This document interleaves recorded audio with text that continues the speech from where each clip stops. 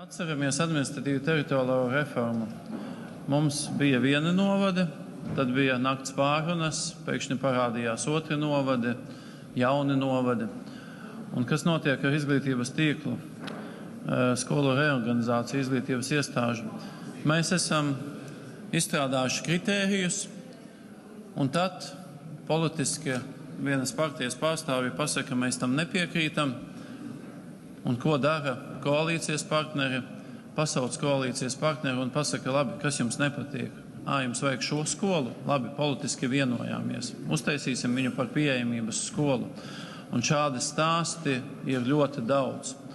Un tas ir tas, ko es esmu teicis. Ja mēs reorganizējam izglītības iestādes, ejam godīgu ceļu, izstrādājam kritērijus, kas ir attiecināmi vienlīdzīgi uz visiem. Jo šobrīd politiski mēs varam sazīmēt skolu tīklu un pēc tam paši nožēlot par to. Un runājot par izglītības iestāžu reorganizāciju, mēs vakardien Latgales apakškomisijas deputāti bijām pie prezidenta aizgājuši. Ministra Anda Čakša visu laiku uzsver, ka mums ir jārūpējās par austrumu pierobežu, jāizdomā speciālā programma. Bet viņa šobrīd nav iekļauta. Ir atkal runas, ka iespējams būs tādi un tādi kritēriji, bet ja mēs nerūpēsimies par izglītības iestādēm pierobežā, un Zilpas vidusskola ir viena no tām, kam ir arī jāturpina pastāvēt, tad mums ar valsts iekšējo drošību būs diezgan lielas problēmas. Līdz ar to es aicinu visus koalīcijas partnerus nedomāt tikai politiski, bet domāt realistiski un praktiski.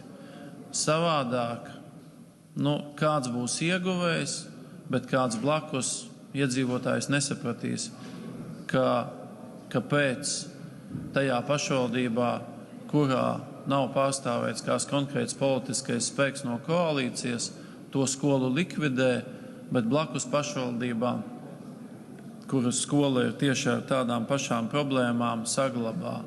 Esam godīgi pret sevi, izstrādājam atbildīgu reformu un izstrādājam jēgpilnu reformu, nevis reformu ar lozungiem.